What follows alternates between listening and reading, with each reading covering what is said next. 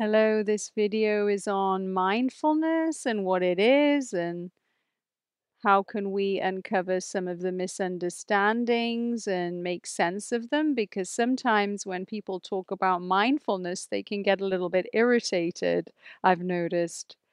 Like, I don't want to just be in the present moment. How can I just be in the present moment? That's weird. Am I not always in the present moment? And how can I force myself to be in the present moment and force myself to be mindful? And they can think, oh, well, I need to focus on something and not move my attention in order to be mindful. I need to be washing the dishes and then just be washing the dishes and just be feeling the water on my hands. And if my mind wanders to what I want to cook for dinner, I'm like, oh, no, that's wrong. Come back to washing the dishes. Or if I'm driving, I'm going to just be looking at the road, just looking at the road.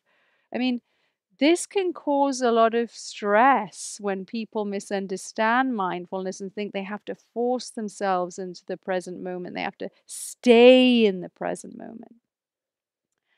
Because the mind doesn't work like that. The mind moves, it's fluid. It can hear something that causes some nostalgia. So for example, if you're talking to a friend and you're having some food and you're out and about, and then a car drives by and it has one of your favorite songs on,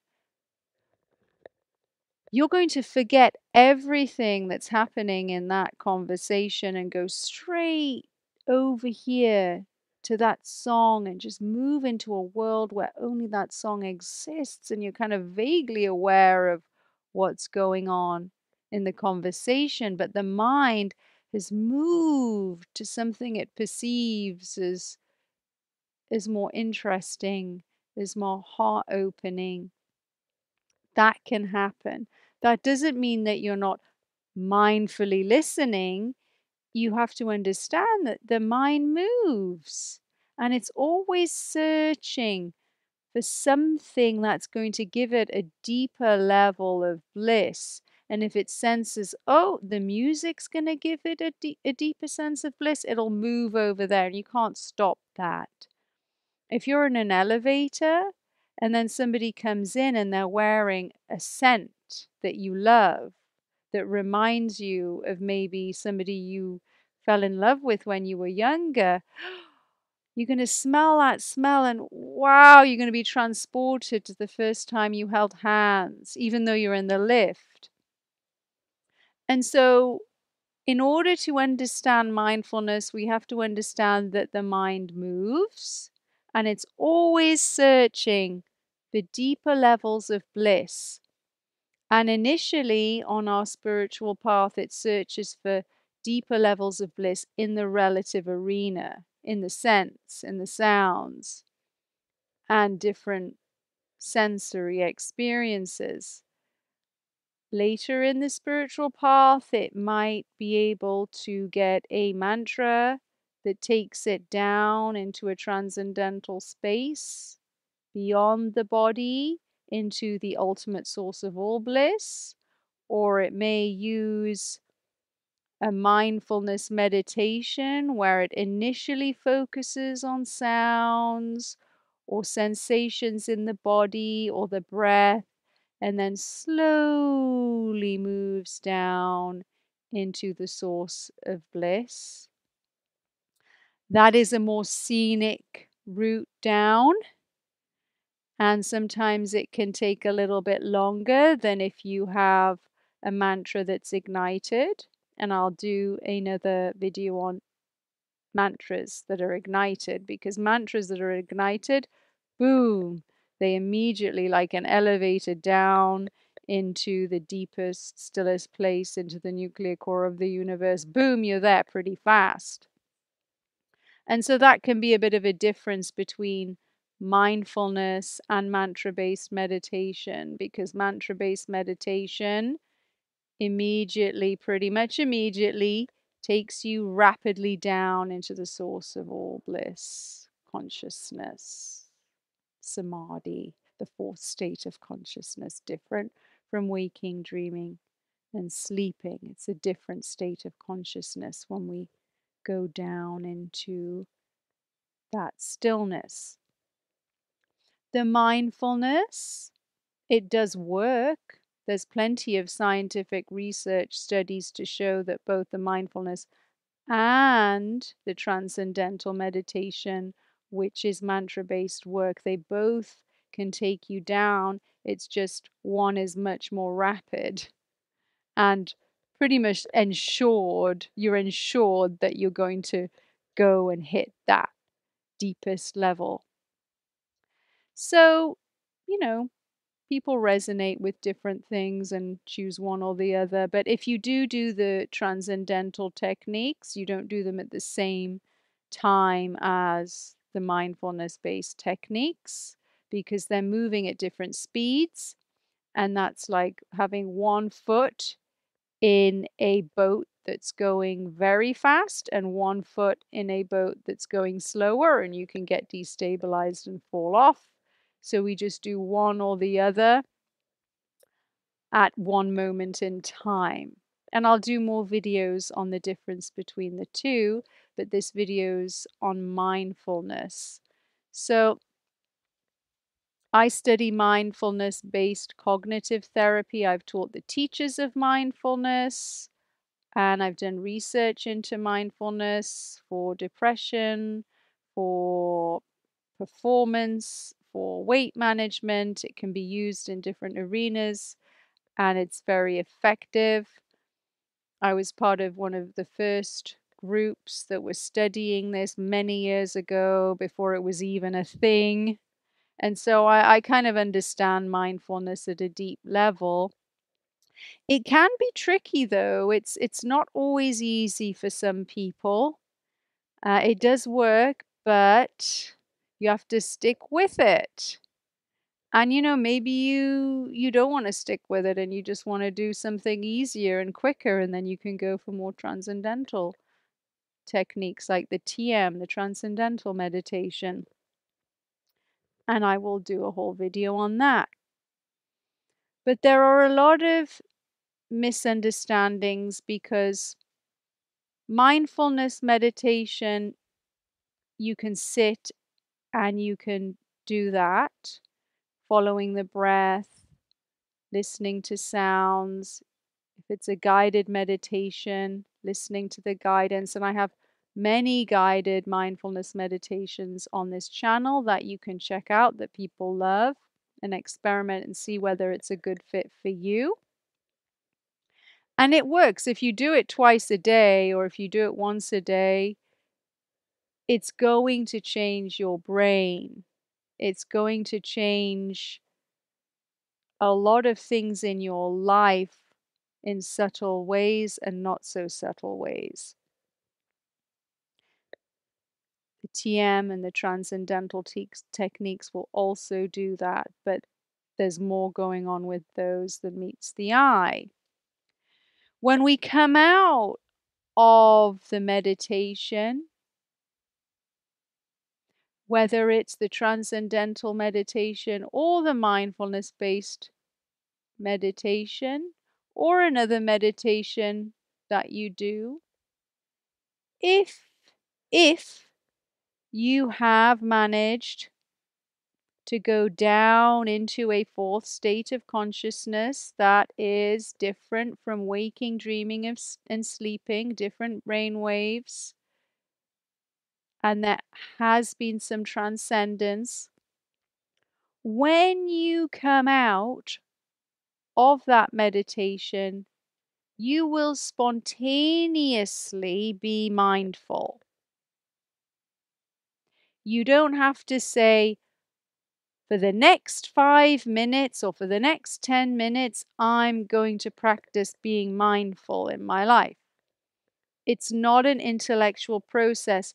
If you have transcended and you have made contact with the silence in that fourth state of consciousness, it will then infuse every part of your being and your activity. So if you meditate and you transcend, and then you go and do the dishes, you'll mindfully do the dishes. You'll smell the soap. You'll feel the warmth of the water. If you get into your car, you'll feel the steering wheel. You'll sense the road.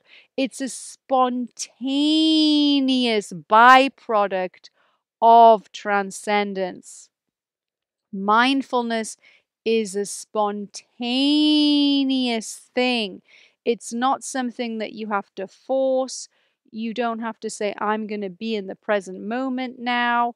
That just doesn't make sense. Another example is this. Some people think that if you change your body posture, you can change your mood. And there is definitely some truth to that. So for dogs, if you want them to be more confident, you lift their tail up and then they're more confident. But you have to kind of hold their tail up. And that's a bit awkward because you can't hold a dog's tail up wherever it goes, because the minute you drop its tail, it'll go back under its legs and it won't be confident anymore. So that's not an easy fix. But if the confidence comes from within the very being of the dog can move around anywhere it wants to and it's going to be confident. That links to the mindfulness concept of going down into the stillness, coming out, and then being mindful wherever we move around in the kingdom. We don't need to then intellectualize and keep focused on being mindful. That's not going to work because the mind, like we said in the earlier part of the video, moves. It's fluid. It wants to go over here. It wants to go over there. But having made contact with the stillness, it brings the stillness out into activity. So you have stillness in activity. Now, that stillness does fade. That's why we keep coming back and meditating every day, so that that stillness can start to more easily be absorbed and maintained in the physiology, in the nervous system. And everybody has different timelines of when it's going to be permanently established. It can take time. It's like going to the gym. We don't just suddenly get an 8-pack and a load of muscles if we go once. We go over time, and over time our body adapts. And then, oh my goodness, wow, you can go be on the front of Sports Illustrated or Men's Health magazine, but it doesn't happen straight away. You do the work. Also, with mindfulness, the mindfulness in activity doesn't happen straight away. It happens through regular meditation practice every day, where we dive into the stillness, we slowly come out. Some of the stillness is maintained in activity and then fades. And when it fades, we go back. And then there's this back and forth, just like weightlifting, back and forth, back and forth. And then eventually the muscles build. And it's worth it. I can attest to this. Been meditating for many, many years now. And you can eventually end up in a permanent meditative state in activity, where the stillness never leaves you and it infuses every part of your life and makes life so much easier. And so the brain changes over time. You no longer have the same brain. And scientists do study the changes of the brain. And so it's really exciting that that's going to be ongoing, and we're probably going to discover a whole load of things with that, which is great. There can be something called full brainwave coherence when we're in that fourth state of consciousness. The whole brain works together. But then if we come out, it can fade and then the brain waves fluctuate again. But once that stillness is permanently established in the physiology, even when we're not meditating, then the brain scans will show, oh, there's a meditative state in activity. Isn't that amazing? And right now I have to check on the research. It takes about 5 years. That's with the transcendental meditation, but who knows? We're going to have to do more research. But it's exciting.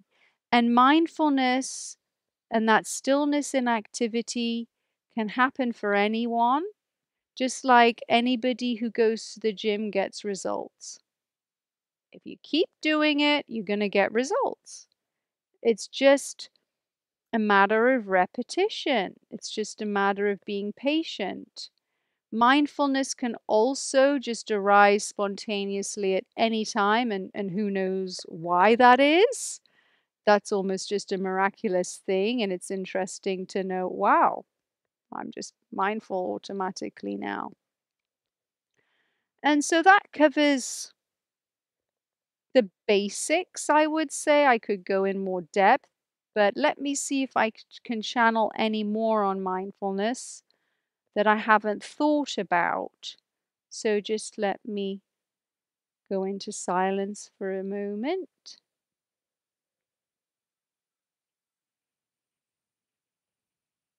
Mindfulness, that was quick. Mindfulness is who we are. We are naturally mindful beings. Stress of being in a very busy society and culture blocks it a little bit. And so that's why we need to maybe do some meditation. We are very disconnected from nature. We're on our phones and our devices and in our cars and, not on the earth. Whereas the earth and the vibration of the earth and being around the plants and living in nature, it radiates mindfulness.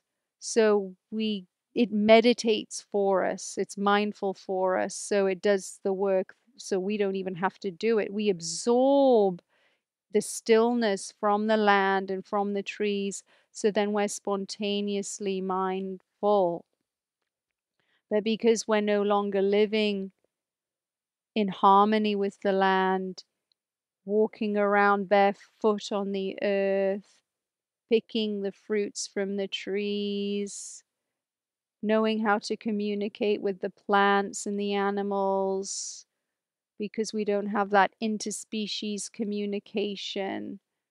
Our senses are dulled as a result because they're just fried from media and news and just living in a very electronic age, and it has its wonders, and we're very lucky to exist at a time which is so technologically advanced, because it also can come up with a lot of medical accomplishments, and we have hospitals, and it's not so easy if you're in the forest if something happens, but it does have a downside that we may have to work a little bit harder to reconnect and become naturally mindful because we're just busy and disconnected. But left to our own feral devices, and we're all feral, children survive in the wilderness because they're not afraid and they're naturally mindful, and they'll just communicate naturally with plants and animals and know what to eat, what not to eat. Whereas if you drop an adult in the forest, they will be so like, ew, ew, bugs, I'm not going to eat a snail, ooh, ooh, and they die. And so mindfulness is naturally who we are when we're left to our own devices and reconnect with nature. The Aborigines, so incredible. They're so mindful that they actually can see lights. And those lights they follow, and it leads them to what they can eat. And so if you ever are around Aborigines that are hunting, they have a connection to the prey. They have a connection to the animal they're going to eat. And the animal will be communicating to them and the light between them and the animal, and they'll follow the light, and then they have a contract with that animal. And there's a real divine contract between the Aborigine and the animal. And it's both is being of service. And I'll do another video on that. Don't need to dive into it on a mindfulness video, but that's the ultimate mindfulness, where you can have an interspecies connection and see the light. This is very real. And we've all lost the ability to connect like that just through disconnection from nature. It's not like the Aborigines are special and they have a special ability. We all have that ability. We just lost connection with it. And now we want to feel we're trying to train ourselves to feel what it's like to wash up dishes and basically feel warm water on our skin. But rewind, previously we would be able to communicate with the plants, know what's going on in the Earth's atmosphere. I mean, I think there'll be a movement back towards this, and that'll be exciting. And so that came through. So I'm going to do a little prayer.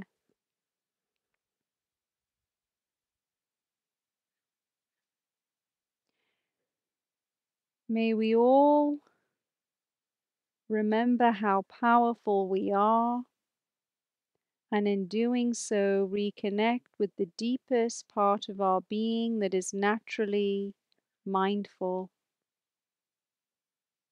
May we all find a way to transcend, to move into deeper states of stillness, and to have those still states absorbed into every cell of our being